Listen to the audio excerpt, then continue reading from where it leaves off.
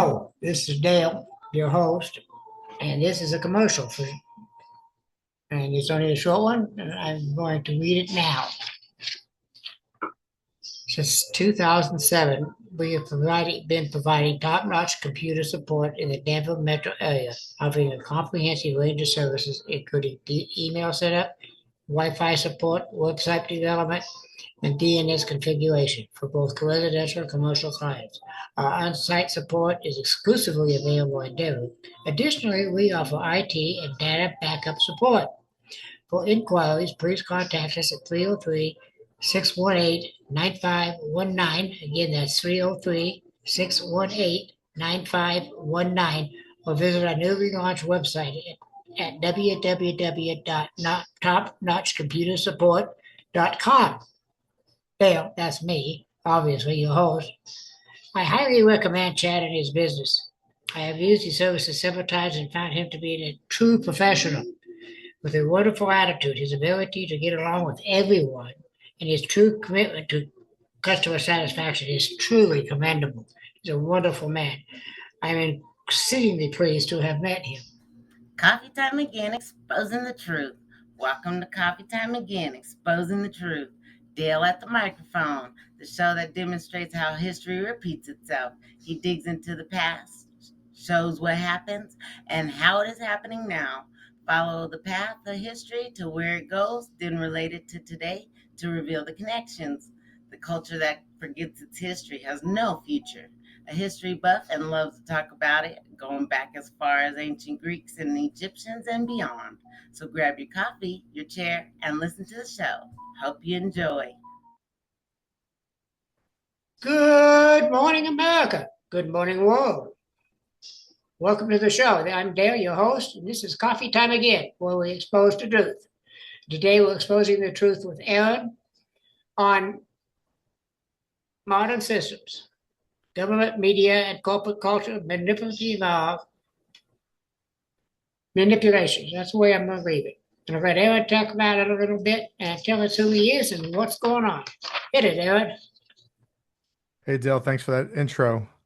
So I think a big part of kind of my mission is in kind of in line with what you just stated, which is to really kind of give people a heightened level of awareness, maybe greater perspective, or different perspective for that matter, on a lot of the really salient issues and topics that really everybody faces on a daily basis, whether they realize it or not, specifically as they pertain to kind of the social systems that we kind of use as guardrails or as structure in our everyday lives. Everything from government to economic systems to education systems, the medical industry, things of that nature, things that kind of like we assume are as perfect as they can be and are operating kind of as efficiently as they should be,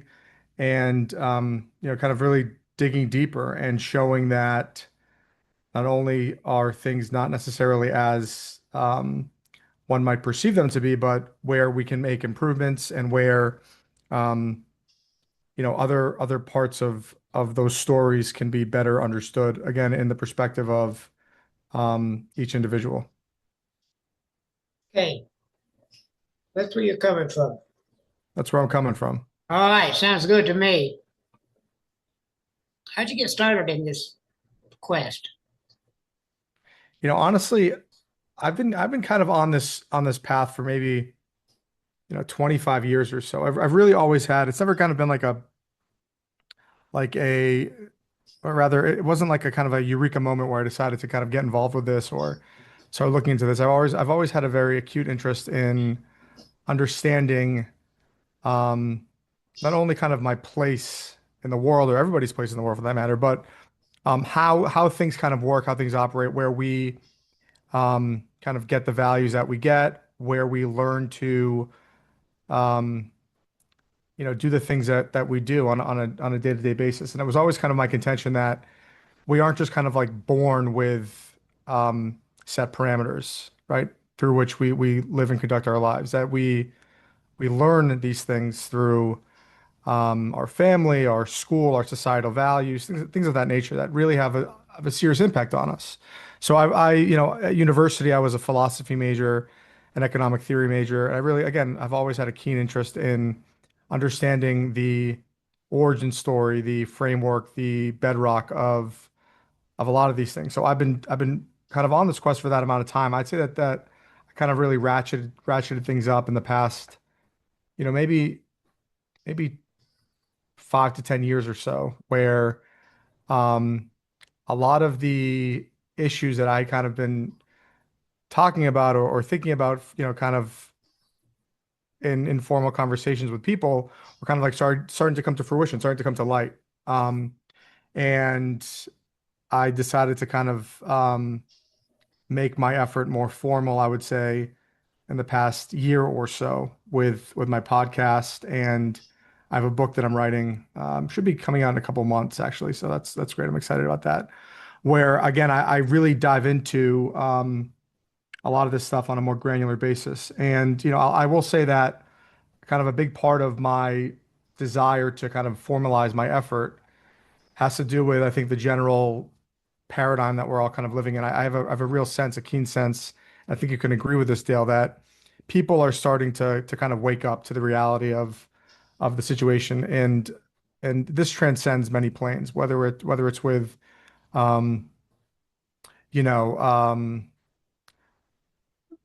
whether political affiliation, Democrat or Republican, um, medical industry, food industry, a lot of the things that are sort of like insidious and corrupt are have come to light. And I feel like people are now really embracing kind of truth movements and looking for greater information and greater meaning. So that's kind of, I guess, the immediate reason why I've kind of, again, formalized this effort. Yeah, well, when you get that book published, contact me and we'll have you back on. Will do. That's a promise. All right, thank you.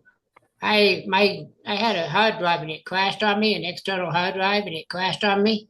That whole list of people I wanted to invite back, now I can't get to them. Oh, I'm gonna start. Where was it? All right, now let me try this again. What does it mean to deprogram from societal conditioning, and how can someone begin the process? yeah. Well, I think that um, this idea of deprogramming may seem kind of foreign or kind of like conspiratorial, things like that. But in truth, it's really kind of the most direct way to, I think, look at,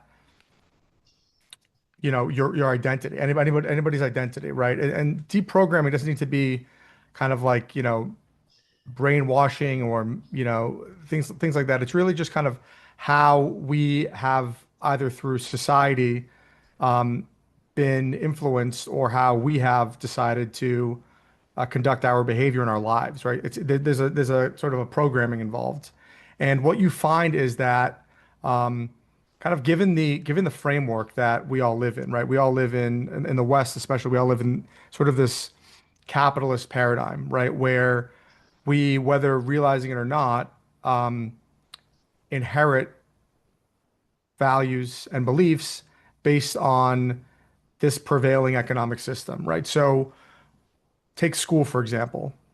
We are, in the West, indoctrinated in a school system that was constructed by, derived by industrial capitalists at the time, which was at the turn of the 20th century, guys like Rockefeller and Carnegie.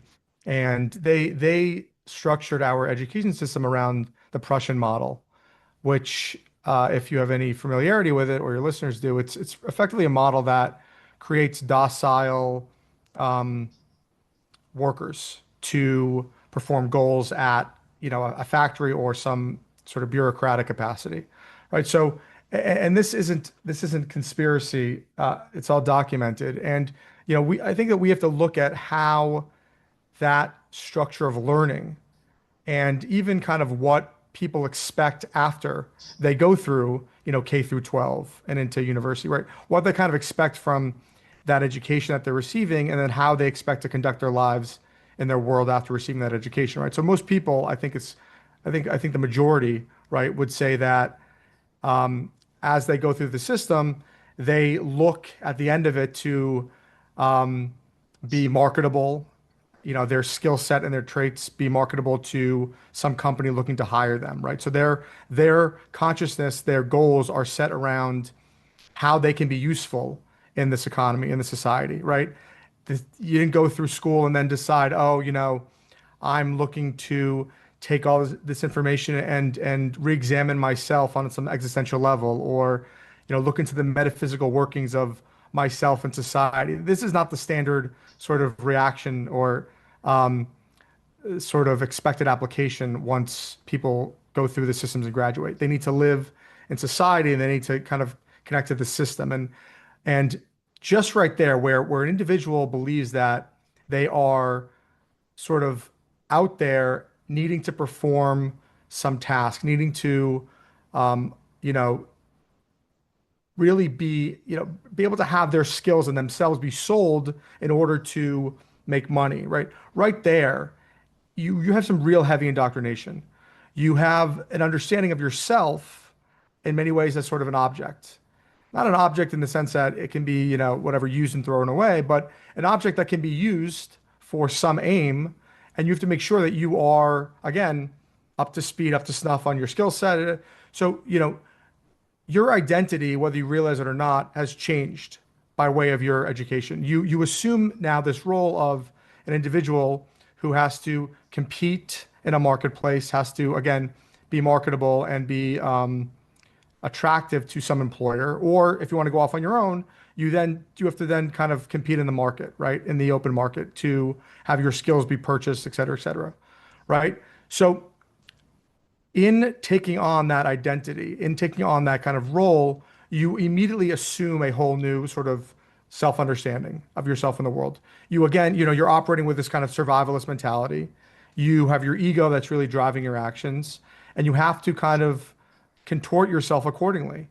And what that's done is, en masse, it's created a lot of, I think, unrealized trauma. And I think that happens on a psychological level, on a physical level. People really put their job and making money at the forefront of everything that they do in their life. And they have to, right? In many ways, just to survive. So when you're giving, I don't know, 50% of your waking hours to a job, and you have a family at home, right? You're making real sacrifices. And this is just a function of the way that we've structured society. Now we can get into, again, why that happened and how that has happened. I'm happy to have that discussion. But at the end of the day, let's kind of start there when it comes to deprogramming. And it's important to, again, realize that in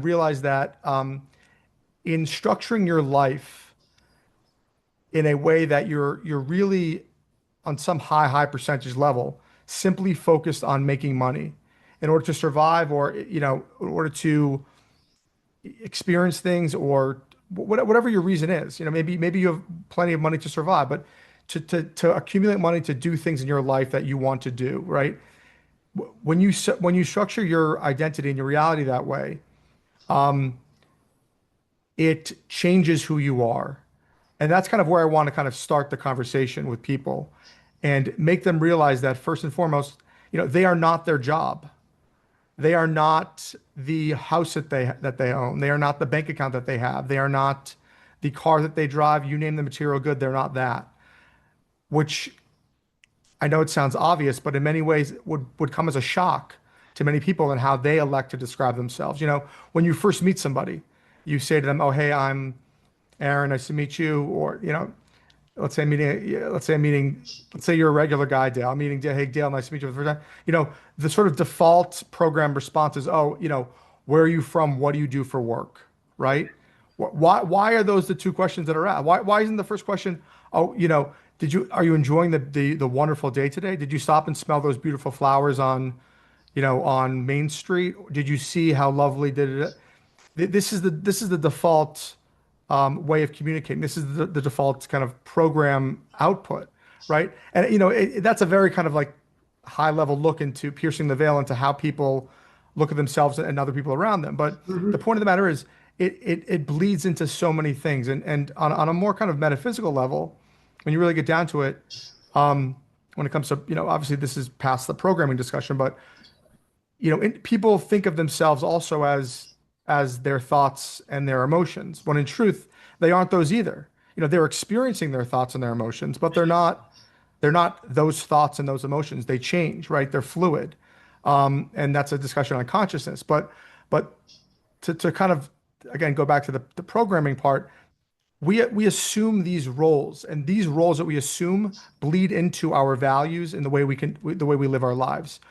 Capitalist ideology, such as the end justifies the means, manifests itself in the human being, where I will sacrifice the first 10 years of my life, or 20 years of my life, or 30 years of my life to achieve some sort of a financial cushion. In an extreme case, it's, I'll work till I'm 65 or 70, and then I'll retire on my 401k or my pension, well, whatever it is. But again, you're sacrificing your life in order to live your life as you would like in some destined time period down the road, right? So this is an overt type of a program, mental programming, and again, it's about seeing what that mentality does to the individual, how it impacts the way that they experience and interact in the world with other people, and even with the way that you interact with yourself, and helping people break from that illusion, helping people kind of regain the proper identity of who they are, and being able to even assess what that is outside of these sort of normative roles, and again, capitalist kind of late stage capitalist ideology that many people uh, kind of believe to be uh, their own, and really the only thing that they look at. That was long-winded, but hopefully that Gives me a good kind of idea. give you a good idea of kind of where the conversation starts, right? Yeah, I understand. What flashed in my mind, and I don't know why, but it seems to me this is kind of like the Matrix. Well, look, the Matrix was a movie. It was a kind of a metaphorical representation of what a lot of us experience, and it's not. Maybe it's not. The problem with movies is that you watch it and then you're kind of you immediately associate it with that, right? Yeah. But the Matrix really is in my opinion, a representation of again a more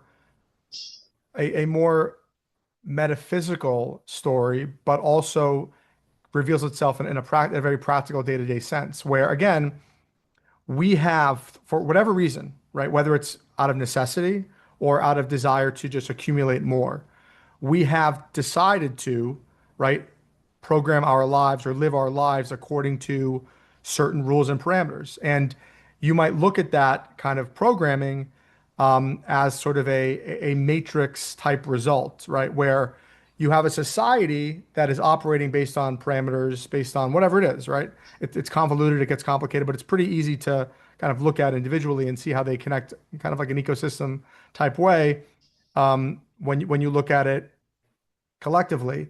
And people are certainly in many ways living in a kind of a matrix. We all are. But there's many different types of matrices that kind of present themselves in different capacities, right? But yes, this in many ways can be compared to a matrix type understanding, if that's the best way to kind of digest it, for sure. But not in the sense that obviously it's kind of described in the movie. I don't think it's that extreme. I don't think so either, but it just seemed to me that was kind of sounding familiar with the theory of the Matrix, which is a movie, which is fiction, which is don't pay any attention to it. Right, right. It's a Uh, it's a nice artistic representation yeah. of I think what a lot of us feel and experience on a daily basis, for sure. Why do so many people feel spiritually disconnected? And what is the path back to inner truth? Right, and I think this is kind of like a um a sort of good sequitur. If you talk to most people in their again in their daily lives, in their daily endeavors, um, people have to incorporate again the capitalist ideology in some way, shape, or form. And again, this is not a discussion on, socialism or communism or capitalism. This is not about which system is better. I believe in capitalism. I'm not a socialist, but I'm really just discussing how this economic system manifests itself again in our values, Mhm. right? When people are forced to compete in the marketplace, they must in many ways push aside spiritual, moral, ethical considerations. It's just part of doing business. You and even not even just doing business, but just contributing or partaking in the economy. Right? You go to a like a retailer and they're exploiting workers in Bangladesh. That exploitation allows you to buy that T-shirt for $10. Mhm. Let's not mince words here. That's what allows you to purchase at such cheap costs. There's plenty of examples where corporations are just natural habitats around the globe. This is to, again, produce goods for consumers, right? So it's part of the natural. And what you find is that when you're involved in this kind of an economic system, your spiritual, religious considerations have to be pushed to the side in some capacity. In many ways, they're deemed irrelevant. They're not deemed as part of, what the practical day-to-day life is. And if you actually look at the evolution of this society, and especially in America, when you go back to, again, you go to some of the foundational sort of tenets of our economic system, and certainly the way that it operates today. Again, with the education system, if you look at the medical industry was, again, completely constructed by these same kind of guys, these industrial capitalists who through um, I think it was through I forget, I think it was the Wexler report, um, basically declared that all medical practices that were not allopathic were deemed, like, I think they called it like quackery or something like that. And they got rid of all holistic and natural treatments. They funded medical schools to effectively push their allopathic agendas. And kind of as a result, you have the current pharmaceutical industry where, you have to pay to buy, you have to pay or purchase your health. You have to use the products that are available. And these products, Dale, as I'm sure you know, they're basically symptom suppressants. There's no pharmaceutical industry company that has cured any disease, right? Because it's not part of the business model. It doesn't there's no money in curing diseases. There's money in treating symptoms, right? Right. So right there, that's a kind of an expose into how our, quote unquote, medical industry operates. But then this is again a flawed and corrupt medical model because it's using a method by which profit can be maximized, right? It's, again, healthcare is secondary to profit maximization. It's inherent to the entire structure. It's well known, right? So as you go through each system, government is grossly corrupt. I mean, on the federal level, when we can talk about the deep state, we can talk about political parties that have hijacked different parts of, government to push agenda. You can look at the Yep. FDA. The FDA, has kept carcinogenic artificial flavorings legal in foods when in the 80s they restricted them from cosmetics. So again, we can just keep going along this path, right? But again, what happens is the ideology bleeds into all of these sacred social systems and also bleeds into our own inherited ideology, or not inherited, but our own ideology as we inherit it living our life, right? So when we talk about the sacred or the divine or religion or God or, spiritual, it's been removed, or it's been removed on a systemic level, as we've just kind of discussed, but it also has to be removed with the individuals participating in the system because they can't thrive, they can't survive in many ways unless they're willing to push that aside. If you go even further back to, and obviously interrupt me if you don't want me to keep going, but if we go even further back to religious institutions, if you go back to Christianity, Judaism, Islam, Hinduism, Buddhism, Taoism, all of them across the board. There was an institutionalization at some point in time. The prevailing institutionalization that has impacted the Western world and the Christian countries took place with effectively the Roman Empire taking over Christianity as the religion of the empire. Mhm. And doing so as I'm sure you and many of your listeners are aware, during the Council of Nicaea, much of the texts, original texts discussing Jesus and his ideas, or the ideas prescribed to him, depending on your interpretation, were removed, added, changed. Even the King James, Bible, in its translation, was just completely rife with errors, Mhm. um, from various sources, the Greek sources, et cetera. So the point is that there were massive revisions made, and the revisions were made to accommodate the institutionalization required for empire, right? A big part of this institutionalization required a elimination of what's called the sacred feminine components to the religion. These were kind of like the mystical components to a lot of what Jesus had to say regarding spirituality, regarding the sacred. This also took place in Judaism. This took place in Islam.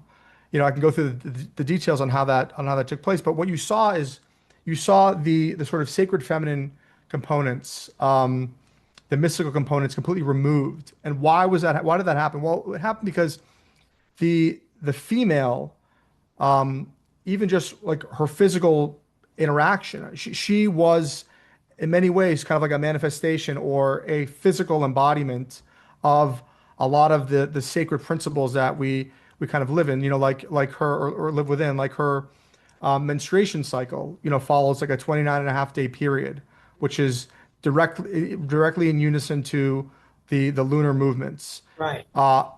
There's all sorts of like, sacred, she gives birth, there were sayings like she gives birth and like takes away. There's all sort of documented stuff that was said, but effectively this sort of embodiment of the divine had to be suppressed because they thought that the woman didn't, kind of transcended any man-made system or structure. And as they created doctrine, as they created dogma, as they created this institutionalization, the mystic had to find God through the prophet. The prophet had to find God through the priest, or no, sorry, not the prophet. The mystic had to find God through the priest through the institution. So, they externalized access to God in order to create the institutionalization, right? Which is why today people are, they're Christian and they believe, but they're still not connecting on a real level spiritually. And it's because it's been removed from them. It's been removed from their everyday experience. This was, again, a conscious effort, well documented historically. So again, you have the economic system, you have the medical system, you have the government system, you have the religious systems, the religious institutions, right? Who have all done their best to institutionalize everything. And obviously, Dale, in doing so, and I kind of just scratched the surface on the feminine aspect here, and really didn't go probably deep enough, but I think you get the sense. But in doing so, you have to, in many ways, or we've decided that we have to strip out the sacred spiritual components in order to live a life that promotes these systems, that promotes the desire and appetite of empire, and that puts the institution ahead of the individual, which is why, again, people who are saying, I'm spiritual, I believe in God, da, da, da, they're going through the motions, right? They're going to church, they're abiding by, they're citing scripture, whatever the kind of robotic movements are, they're partaking in rituals. If you're Muslim, you're praying to Mecca 3 times a day. But like what? But in doing so, how are you taking in the actual spirit of the divine, or experiencing the sacred? You're not.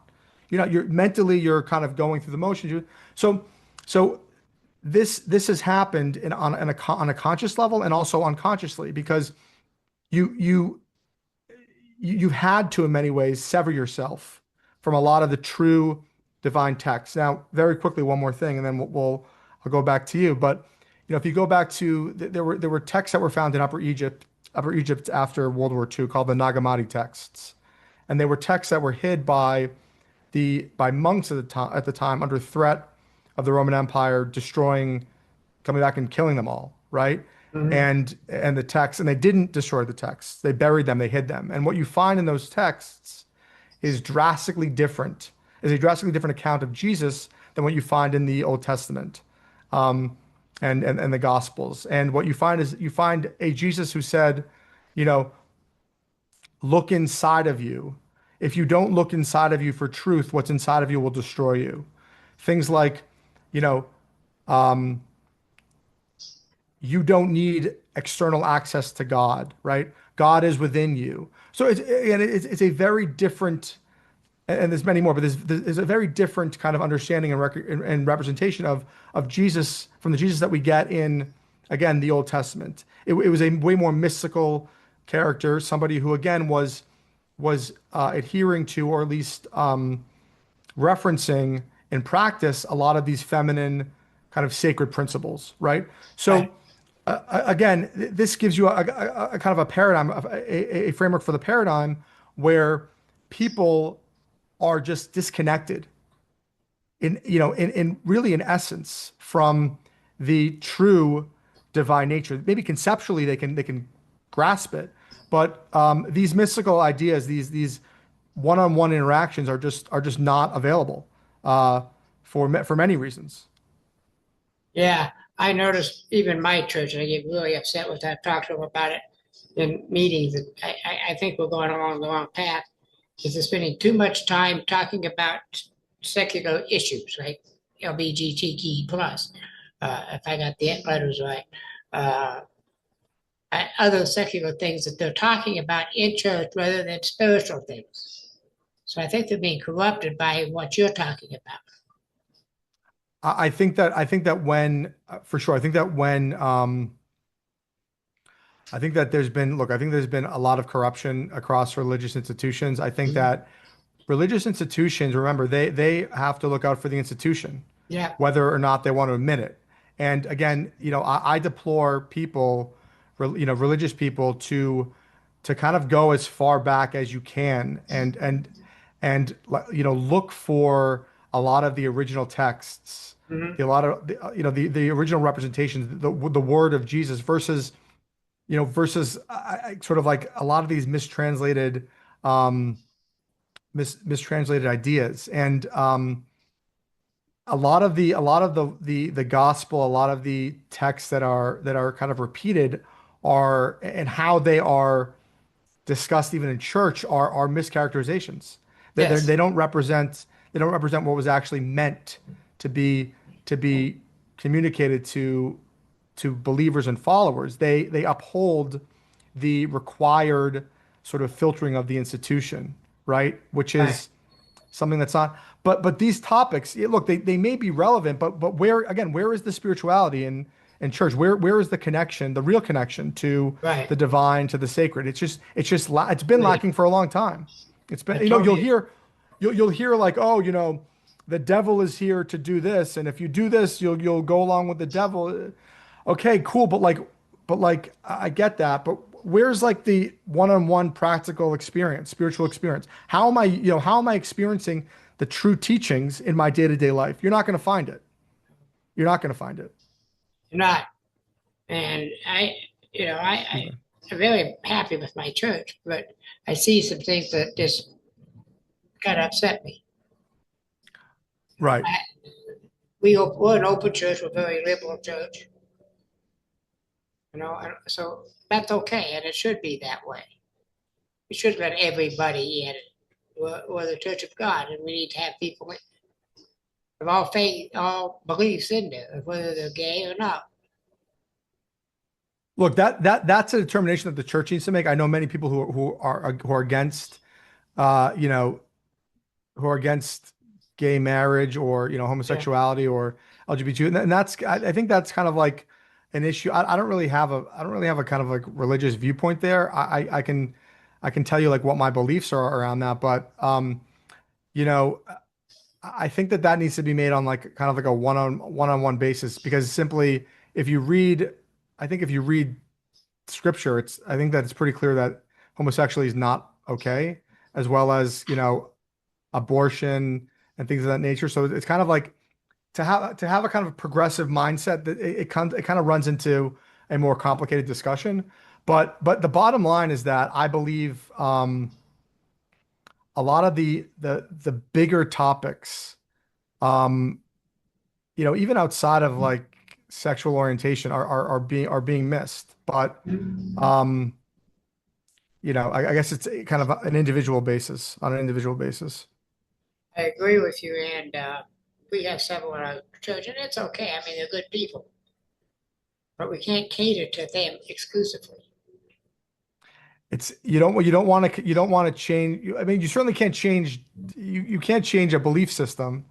Um, if it's if No. it's if it's dogmatic, it makes it difficult. But I think my personal belief is that look, I don't believe that homosexuality is something that people decide to be. I don't think people decide to become homosexual, Right. right? I think that it's just kind of something that they're born with. And it's difficult for me to reconcile in my mind that, a creation of God should be condemned by way of something that happened to them at birth. Yeah. So for me to kind of like judge them is difficult. It's hard for me to kind of wrap my head around that idea. Do I, um, you know, again, the whole like transgender conversation, I Oh. think from a practical application standpoint, I think that it was in many ways politicized. I think that it was used to push a progressive left agenda. I think Mhm. that it manipulated kind of global consciousness. You saw this take place in the States and abroad. And I Mhm. think that what was transpiring to that end was not only immoral, but was not only immoral but unethical. Forcing gender transformation surgeries on young children, I think is child abuse. I And do I think too. that the and I think that when you force a very small population. I think like the transgender population is like 0.12% or something of the Mhm. world.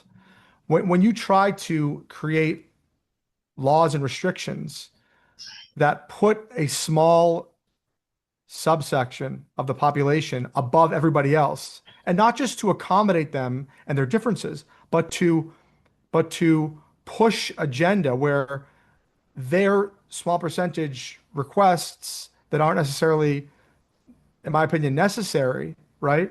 Um, Create real problems and damage for people that are not in that subsection. For example, when you have a locker room at school, how dare you say that a man, a biological man, has a right to change and use a locker room that's filled with women? That to me is completely unacceptable. And that was something that was showing up. How dare you say that a man, a biological man, can compete in women's athletics? I mean, you have men who, biological men, they may identify as a woman, but they were winning medals so I just don't. I think that there are limits, right? I think that people were taking advantage of it. And I think that they were, again, I think that political parties were weaponizing agenda to to kind of push the envelope and to get certain things done. We don't have to go into detail there, but Yeah. but I think you kind of get it.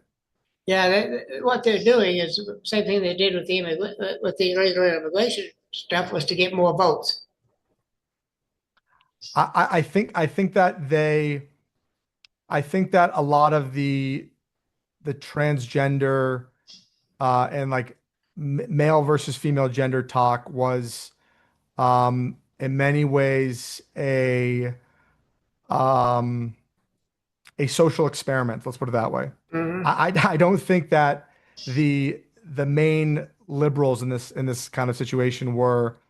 I don't believe that they all agreed with the policy. I think that there was a lot of manipulation that took place. And I think that it wasn't done just to get votes. I think that it was done to, uh, you know, push agenda and allocate funds. If you look at if you look at kind of what this administration discovered through Doge, I mean the deep state or the federal government, they were funding like transgender projects on animals in like Zimbabwe I mean they were earmarking billions of dollars Yeah. to or hundreds of millions to research these these quote unquote issues that we as a society were facing. So I think in many ways there was corruption there. I don't have a good enough of a lens, but it just kind of rubs me the wrong way Yeah. with kind of what I saw materializing after they had these kind of big pushes. And I think that there's so much, Dale, and I'm sure you're familiar with this, so much corruption that was exposed with Doge. And Yeah. and how you just can't turn a blind eye to it. You can't turn a blind eye to it. You can't just say that, oh, this is just part of government. This is just part of, doing doing your thing. We have a $34 trillion deficit. Yeah. We're spending money like it's going out of business on these projects, no care for the taxpayer. And it's a part of these far left agenda topics, transgender. Um, it just doesn't smell right to me. Oh, it does not to me either. It's like they're saying there's 57 genders. Read Why Genesis. not? Why not 75 or 1,000? I Yeah. read somewhere that there's 2,000 genders. Oh, good grief almighty. I don't know how they can do that, but get I that mean, many. Dale, if you decide one day to get bunny ears sewed on your head, right, and link you up somehow internally, are you then a bunny? No. Are you sure? I'm Are you sure. sure? I would be anyway. Good, good. I'm sure Because too. of So I what mean, they matrix they put into my brain. right, right. Well, I'm sure too. So we're both sure of that. So, I think that again, this becomes like an infinite regress where it's just there's no stop, there's no limit, right? And this, by the way, I've heard Peter Thiel, the venture capitalist who's heavily invested in AI, talk about this transgender kind of experiment as a humanoid pretext where seeing where we can go when human beings want to start incorporating like robotic type applications to themselves where they want to have a bionic arm or they want to use Neuralink as part of their brain, how that identification would change in society. So, again, when you have people talking about that in reference to what we were seeing with transgender, again, it begs the question, and it doesn't rub me the right way. It just doesn't rub me the right way either, that's for sure. I tend to get real frustrated because there's nothing I can really do at this point. Right, right. And if you do, and by the way, if you do, or people try to, right? I mean, you see it's like, what's with the protests for hire? You don't even know who really cares about the issues anymore because people are paid to protest, right? Right. There's pallets of bricks are showing up in cities, the days of the protest. So like again, even if you were to like, you want to do something, you want to engage, you want to be proactive, you want to go, formalize a protest and show up, like you don't even know if these people are being genuine or not. It's just Yeah. it's a crazy world we live in. It really These is. crowds are being paid, as you said earlier. Not all of them, not all of them, but when you see these big mass demonstrations of, you saw it during Antifa and BLM and Yeah. recently in LA. I mean, you have people you have people that are clearly just there to vandalize, Hmm. and then all of a sudden, and then it's just kind of forgotten about. There's Yeah. no there's no repercussion. So yeah, it's kind of crazy. Yeah, we're running short here. We're not out of time, but we're getting real short. So I'm going to move to the bottom of this page because I think this is a very Yeah, important yeah. question. Where do we find true spirituality in a world where religion seems to disconnect? Sure. So this gets into, again, I think a more um, rigorous discussion on what spirituality truly is, right? Mm-hmm. And I think that people have en masse kind of a misnomer as to what that looks like, what real spirituality looks like, right? I think that people believe that again, um, reading texts or reciting scripture is kind of like spiritual. But in truth, spirituality and mysticism, as it's always been discussed and documented, and even within these religions that don't really offer these real connections anymore, um, discuss it as this, and they discuss it as again, it's your immediate individual connection with the divine, with the sacred, right? People have spiritual experiences when they meditate, when they transcend a higher plane, when they um, follow the scripture or the what Jesus said in practice. They are aligning, right, with a sacred or divine current, right? Their morals will align with a spiritual current. So the spiritual connection exists in many planes, right? There's transcendence through maybe, sacred medicine or through meditation, but there's also in your daily life, there's an adherence to morals and values that aren't necessarily the kind of like dogmatic sense that we get from our institutional religions, but it goes even deeper than that, right? So we talked about before kind of the way that the divine shows up in everyday life, right?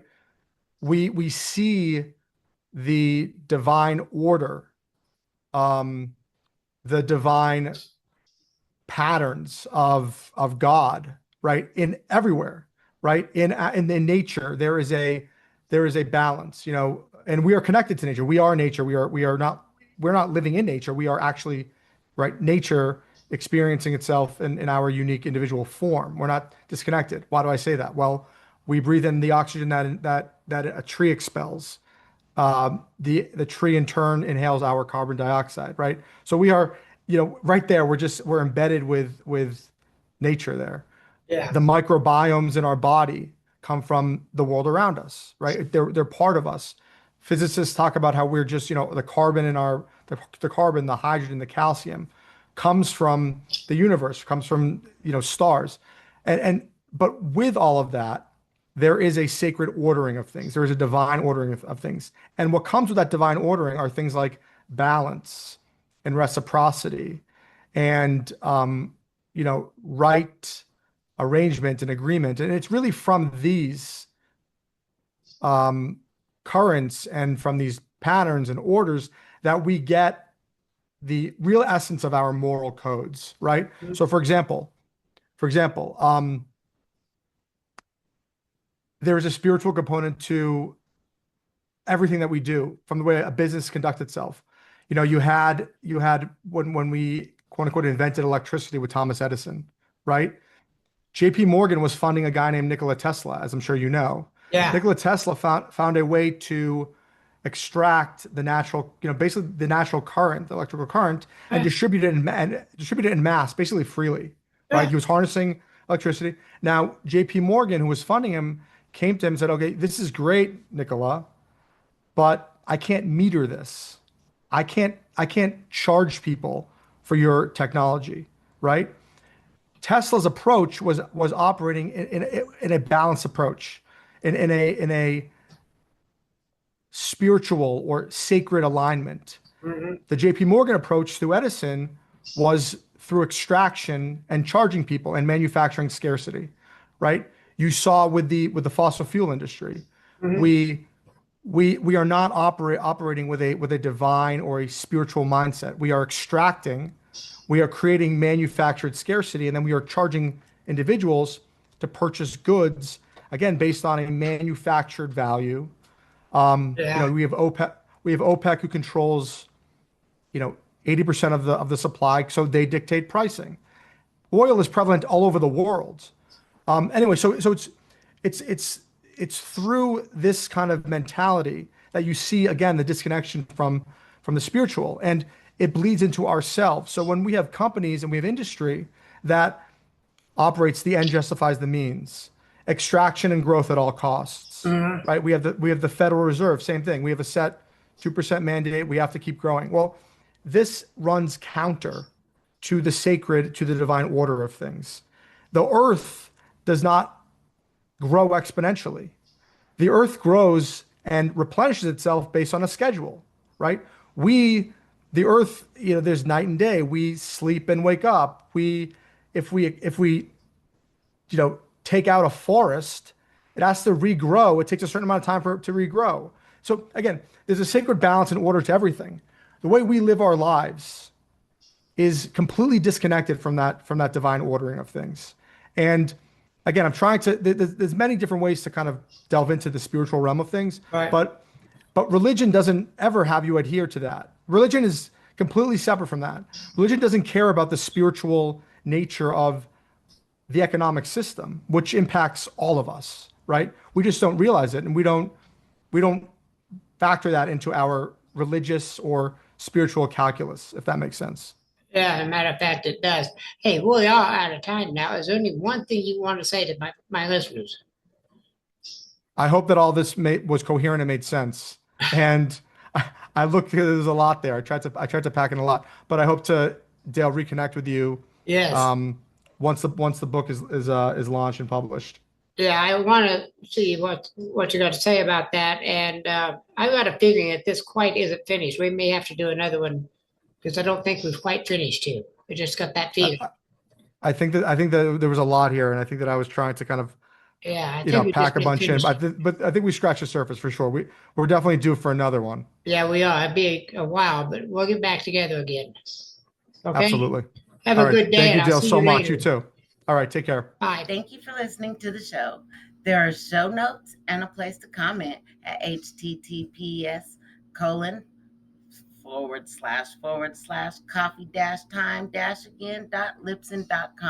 https://coffee-time-again.libsyn.com/website.